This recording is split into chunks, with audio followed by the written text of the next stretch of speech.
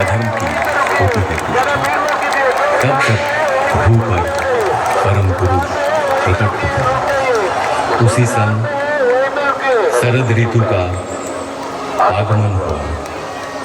मानवता के लिए आशा भरी एक नई सुबह आई, जब देश के पूर्वी प्रांत के एक छोटे से गांव हिमायतपुर बहती हुई नदी पद्मा के किनारे पैदा हुआ एक प्राण।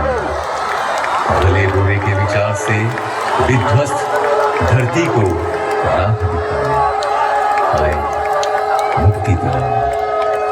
अचंभित रह गया हर कोई जब जन्म लेते ही खिलखिला कर हंसने लगा बच्चा।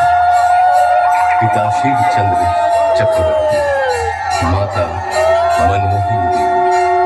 माँ ने आदर से नाम रखा अनुकूल, पूरा नाम अनुकूल चंद्र चक्रवर्ती। एक दिन पूजा के समय आसन में विग्रह की जगह खुद बैठ गए वे। डांट फटकार मिली तो कहे, पुकार तो रहा था वो मुझे। असीम लगाव था माँ के प्रति। एक दिन किसी कारण माँ खींचने के लिए दौड़ी। भागने लगा बच्चा। पैर में चुभती हुई गर्मी का एहसास हुआ। ख्याल आया, ऐसे ही माँ का पाँव ही तो चलता होगा। रुक गए, थम गए। पिटाई पड़ी, उससे भी उनका हृदय आनंद से ही भरा था। माँ की उम्र बढ़ी, ज्ञान विज्ञान के अनंत आधार पाठशाला पहुंचे, जहां दुनिया में एक के जैसा हूबहू एक और नहीं। वहां सिखाया जा रहा था एक और एक को नहीं मान पाए हुए। और क्या, हम साधारण मानव पीछ तो सकते थे, हम महाज्ञानी। बारिश का एक दिन गहरी एक खाई, डूब रहा था एक बूढ़ा प्राणी। बचाव के लिए पुकार रहा था हाथ बढ़ाए हुए। जीवन बचा तो बूढ़े ने बोला, क्या तुम ही मेरे अल्लाह हो? जिंदगी भर ऐसे अनगिनत हाथ सहारा तो खोजते रहे उनका ही। उम्र और भी बढ़ती गई। पिता की इच्छा से पहुंचे कोलकाता, डॉक्टरी पढ़ने। शहर में बिगड़ सकता है बच्चा, इस एहसास से घर से पैसा तंगी से ही भेजा जाता है। बड़ी कठिनाइयों से गुजरे वे दिन। रहने लगे गरीब मजदूरों के बीच, पर हालात से हार नहीं। असहाय साधारण जनों के हृदय में बहा दिए करुणा की धारा। समय के पलटने पर लौट आए गांव। वहां भी चलने लगा वैसा ही प्रेम और करुणा का सिलसिला। फिर एक दिन महसूस किए, हर बीमारी की जड़ है मानव मन। और क्या, निकल पड़े मन की रक्षा करने। गांव में सबको इकट्ठा किए, चारों ओर गूंज उठा कीर्तन। कीर्तन में मतवाले जन जैसे आनंद के नशे में चूर। जनता का एक समूह उस भक्ति रस से दूर होती रही सारी मलिनता। रच उठा एक मधुर चक्र, मानो एक एक के प्राण के घेरे में पड़ गए।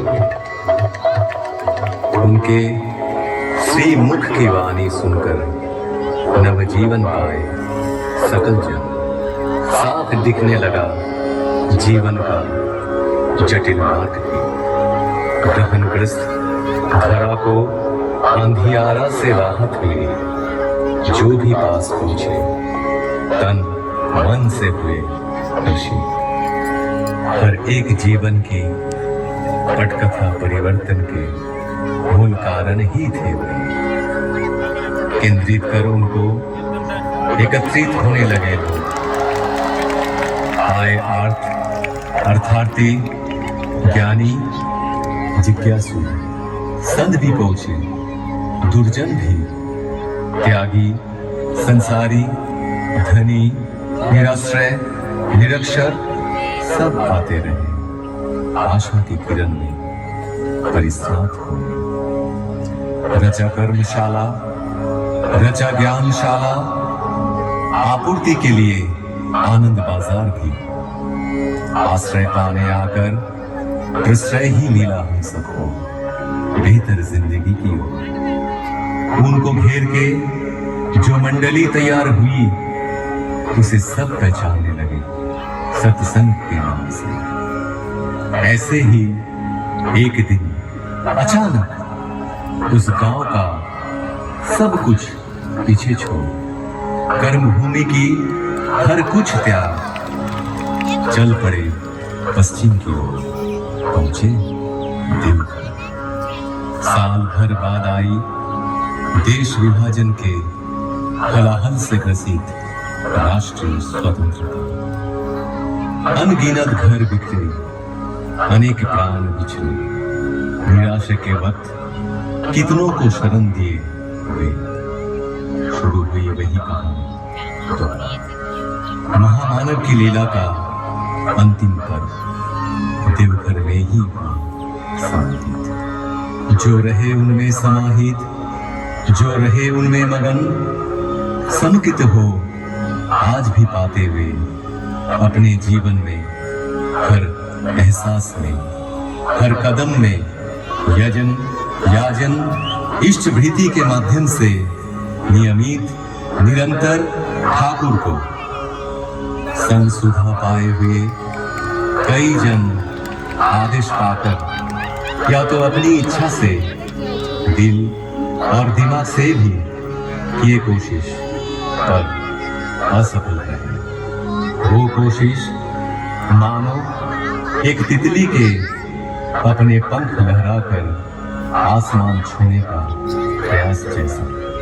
उनका संपूर्ण बयान करना कठिन ही नहीं असंभव साबित हुआ। उनका व्याख्यान हो सकता नहीं, होता ही नहीं। ठाकुर की उपमा केवल ठाकुर ही है। तुम्हार हृदय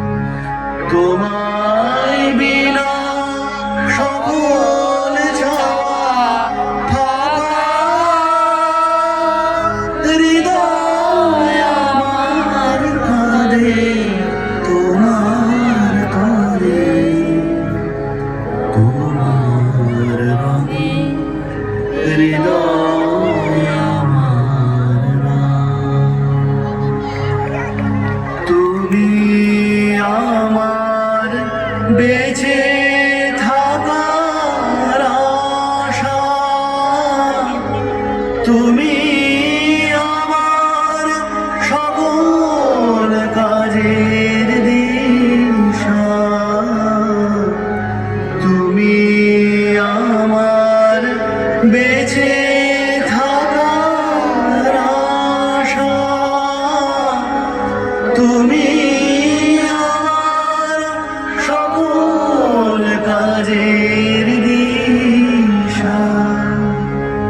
দুঃখ দৈন্য নেই গো হতাশা, দুঃখ দৈন্য নেই গো হতাশা। প্রভু তুমি আছো হৃদয় জুড়ে, তোমার রঙে হৃদয় আমার রাঙা।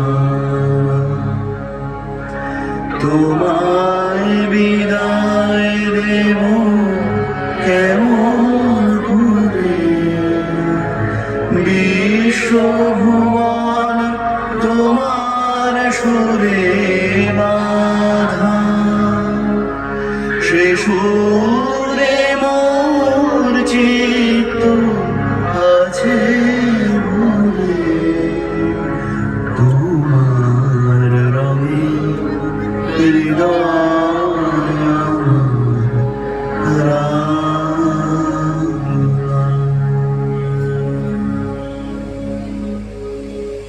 বন্দে পুরুষোত্তম,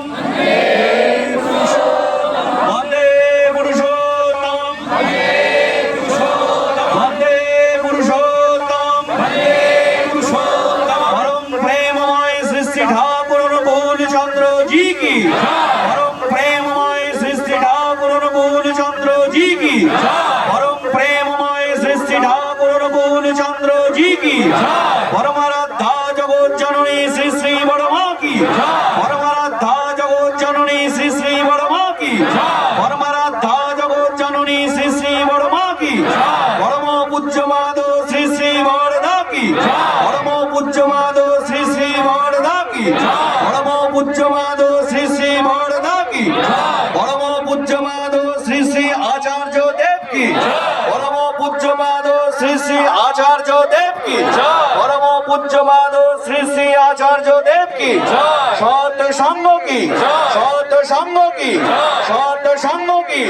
বন্দে পুরুষোত্তম, বন্দে পুরুষোত্তম, বন্দে আর্য পিতৃম, বন্দে আর্য পিতৃম, বন্দে মাতৃবর্গম, বন্দে মাতৃবর্গম, বন্দে হং কৃষ্ণ দৈবতম, বন্দে হং কৃষ্ণ দৈবতম, বন্দে পুরুষোত্তম।